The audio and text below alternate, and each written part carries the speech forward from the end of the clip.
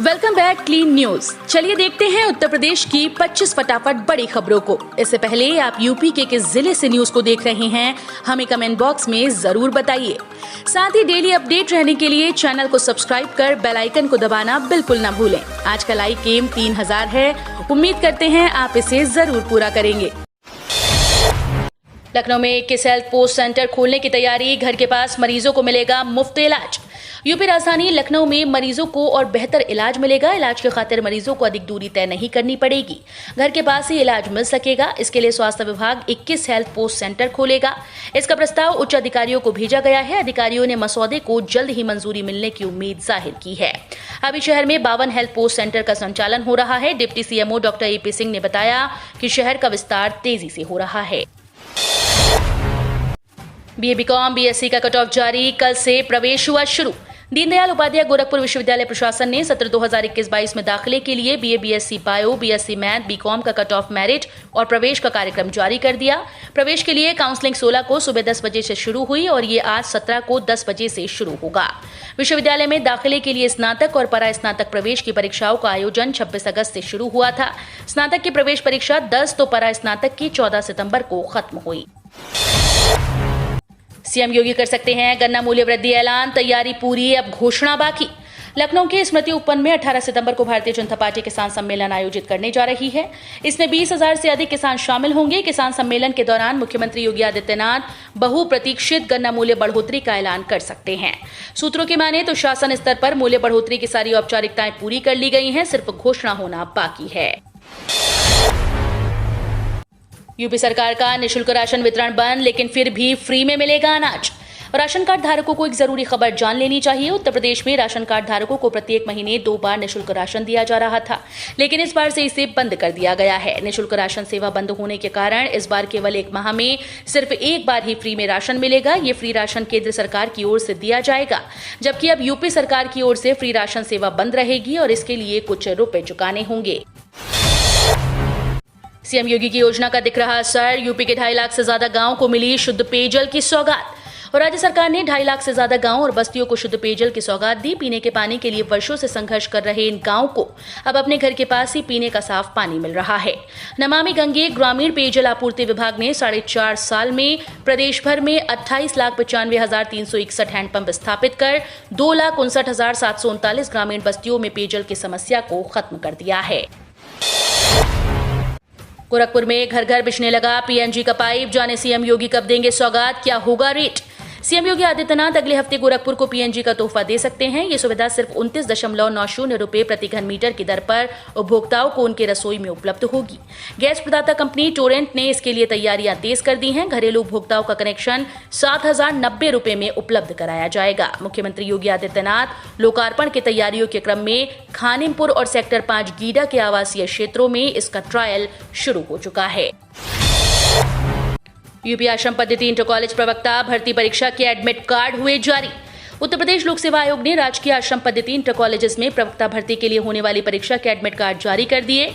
परीक्षार्थी uppsc.up.nic.in पर जाकर इन्हें डाउनलोड कर सकते हैं। परीक्षा 26 सितंबर 2021 को होगी। आयोग ने कहा कि परीक्षा 26 सितंबर को एक सत्र में सुबह 11 से 1 बजे तक प्रदेश के 2 जनपदों लखनऊ फिजिक्स व बायोलॉजी और प्रयागराज केमिस्ट्री व मैथ्स के विभिन्न परीक्षा केंद्रों पर होगी। यूपी में वायरल और डेंगू का प्रकोप। सीएम योगी ने फिरोजाबाद भेजी 15 डॉक्टर्स की टीम। एक माह से वायरल और डेंगू के प्रकोप से त्रस्त प्रदेश में इस समस्या से निपटने के लिए मुख्यमंत्री योगी आदित्यनाथ के निर्देश पर 15 सदस्यीय चिकित्सकीय दल यहां पहुंच गया। इस दल में 10 चिकित्सक और 5 विशेषज्ञ चिकित्सक शामिल हैं। सरकारी आंकड़ों के अनुसार वायरल बुखार और डेंगू से अब तक 60 लोगों की मौत हो चुकी है।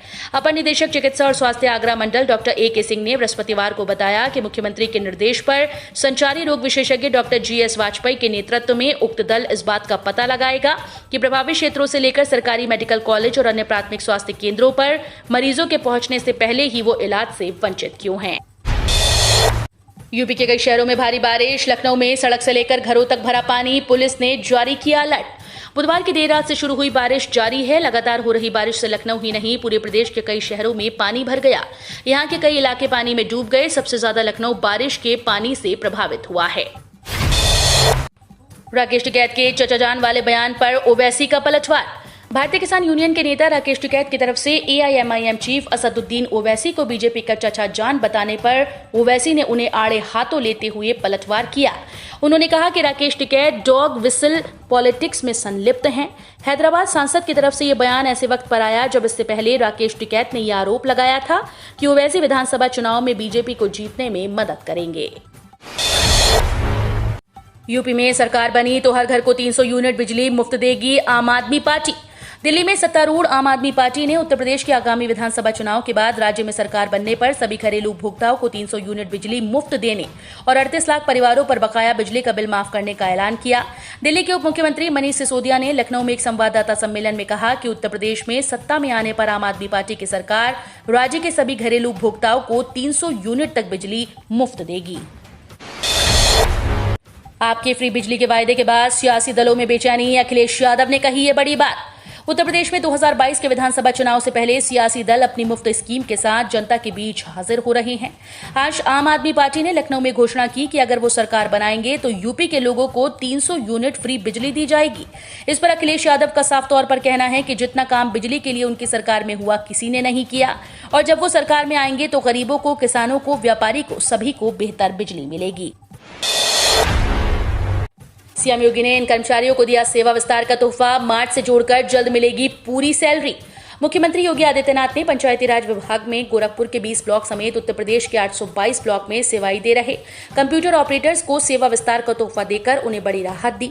14वें वित्त आयोग के अंतर्गत कार्यरत इन कंप्यूटर ऑपरेटर के सेवा विस्तारण के लिए शासनादेश बुधवार को जारी हो गया, जिससे उनमें हर्ष की लहर है। उम्मीद है कि 31 मार्च 2021 से बकाया वेतन भी शीघ्र उन्हें जारी हो जाएगा। उत्तर प्रदेश विधानसभा चुनाव। प्रियंका कहीं से नहीं लड़ेंगे चुनाव। बरकरार रहेगी गांधी परिवार की परंपरा। पूरे यूपी में प्रचार पर होगा जोर। अगले साल यूपी में विधानसभा चुनाव होने हैं, लिहाजा भटकलों का दौर तेज होगा। इस बीच कांग्रेस महासचिव व उत्तर प्रदेश प्रभारी प्रियंका गांधी वाड्रा के यूपी के अमेठिया रायबरेली सीट से चुनाव लड़ने की अटकलें लगने लगी हैं, लेकिन कांग्रेस के टॉप सोर्सेज के मुताबिक ये खबर बकवास है। सोर्सेज ने बताया कि प्रियंका गांधी कहीं से चुनाव नहीं लड़ने वाली। गांधी परिवार का कोई भी सदस्य विधानसभा चुनाव में बतौर उम्मीदवार हिस्सा नहीं लेगा। सरसों, सोयाबीन, सीपीओ, पॉमेलिन समेत सभी तेल तिलहन कीमतों में गिरावट। सलोनी, आगरा, कोटा में सरसों दाने का भाव 9,400 रुपए से घटकर 9,300 रुपए क्विंटल रह गया। उन्होंने कहा कि ऊंचे दाम पर सरसों की मांग कुछ कमजोर होने से सरसों तेल तिलहन के भाव मामूली कमजोरी दर्शाते बंद हुए। उन्होंने कहा कि सरसों तेल का कोई विकल्प नहीं हो सकता और कैनोला या रैपसीड तेल सरसों का स्थान नहीं ले सकते। किसानों के लिए बड़ी खबर। मोदी सरकार सभी फार्मर्स को देगी केसीसी। किसानों के लिए अच्छी खबर है। मोदी सरकार उनके लिए 2022 में बड़ा ऐलान करेगी। केंद्रीय कृषि मंत्री नरेंद्र सिंह तोमर की माने तो किसान क्रेडिट कार्ड सभी किसानों को दिया जाएगा। उन्होंने कहा कि महामारी के दौर में भी किसानों को किसान क्रेडिट कार्ड उपलब्ध कराया जाएगा। उन्होंने कहा कि सरकार फरवरी 2020 से सभी किसानों को केसीसी के तहत लाने के लिए अभियान चला रही है। ईपीएफओ सब्सक्राइबर्स के लिए बड़ी खबर। चुन सकेंगे कितना हिस्सा इक्विटी में होगा निवेश, ज्यादा रिटर्न मिलने की उम्मीद। कर्मचारी भविष्य निधि संगठन यानी ईपीएफओ अपने सभी सब्सक्राइबर्स को इक्विटी निवेश के लिए विकल्प चुनने का मौका देने पर विचार कर रहा है। अभी तक ईपीएफओ के करोड़ों सब्सक्राइबर्स के पास ये विकल्प नहीं है और ईपीएफओ ही अपने फंड मैनेजर्स के जरिए 15% तक निवेश इक्विटी मार्केट में करता है।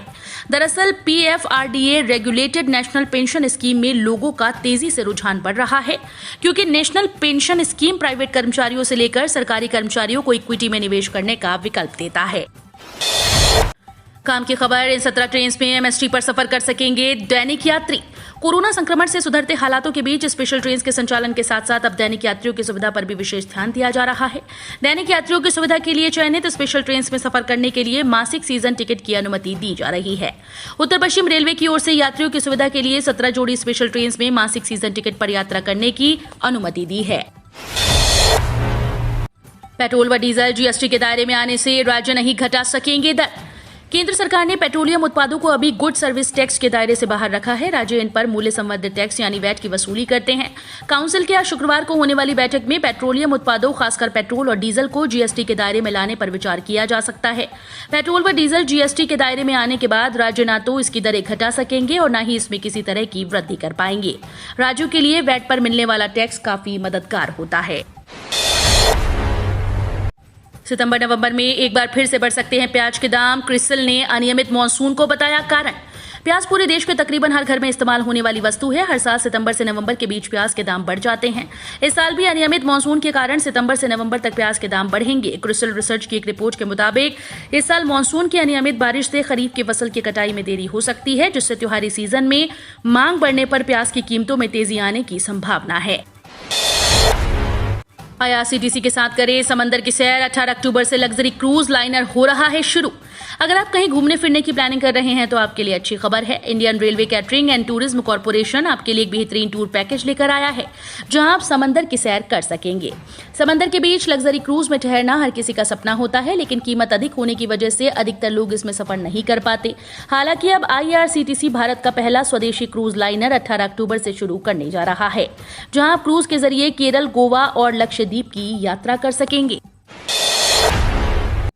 आयकर विभाग में बिना परीक्षा के नौकरी पाने का गोल्डन चांस। जल्द करें आवेदन, लाखों में होगी सैलरी। आयकर विभाग में नौकरी करने का मन बना रहे युवाओं के लिए अच्छा मौका है। इसके लिए प्रधान मुख्य आयकर आयुक्त यूपी लखनऊ ने आयकर निरीक्षक, टैक्स असिस्टेंट और मल्टीटास्किंग स्टाफ के रूप में स्पोर्ट्स पर्सन की भर्ती के लिए आवेदन मांगे हैं। इच्छुक और योग्य उम्मीदवार जो इन पदों के लिए आवेदन करना चाहते हैं, वे इनकम टैक्स डिपार्टमेंट की आधिकारिक वेबसाइट incometaxindia.gov.in पर जाकर अप्लाई कर सकते हैं। आपके घर भी लगा है बिजली मीटर, तो होने वाला है बड़ा बदलाव। लेसर के करीब 2 लाख उपभोक्ताओं के स्मार्ट पोस्टपेड मीटर अब प्रीपेड में बदले जाएंगे। पावर कॉर्पोरेशन के MD पंकज कुमार ने सभी डिस्कॉम के MD को पत्र लिखकर 100% प्रीपेड मीटर में बदलने का आदेश दिया। MD के आदेश के अनुसार उपभोक्ता का पिछले महीने का बिजली बिल बना हो। यदि उपभोक्ता ने किसी भी माध्यम से बिल संबंधी शिकायत की है तो 7 दिनों से बिल संशोधित किया जाएगा। पोस्टपेड से प्रीपेड में बदलने से पहले उपभोक्ताओं को SMS और WhatsApp पर सूचित किया जाएगा। यूपी की कानून व्यवस्था पर अजय लल्लू ने भाजपा को घेरा। बोले, क्या यूपी में हत्या, दुष्कर्म जैसे अपराध भूत प्रेत कर रहे हैं? कांग्रेस के प्रदेश अध्यक्ष अजय कुमार लल्लू ने राष्ट्रीय अपराध रिकॉर्ड ब्यूरो के ताजा आंकड़ों को लेकर राज्य सरकार पर हमला बोला। उन्होंने कहा कि इन आंकड़ों के मुताबिक हत्या व अपराध के मामले में यूपी लगातार नंबर 1 पर है। आखिर इसके लिए जिम्मेदार कौन है? उन्होंने कहा कि यूपी में अपराधियों का बोलबाला है। कांग्रेस प्रदेश अध्यक्ष ने कहा कि 2 दिन पहले अलीगढ़ में प्रधानमंत्री नरेंद्र मोदी ने मुख्यमंत्री की तारीफ की थी। इन आंकड़ों ने उसकी पोल खोल दी। रामनगरी अयोध्या में राम मंदिर निर्माण के पहले चरण का कार्य पूरा। रामनगरी अयोध्या से राम भक्तों के लिए अच्छी खबर आई है। अयोध्या में राम मंदिर निर्माण का काम तेजी से आगे बढ़ रहा है। राम मंदिर निर्माण के पहले चरण का कार्य पूरा हो गया। इसके बाद अब शिलाएं लगने का काम शुरू होगा।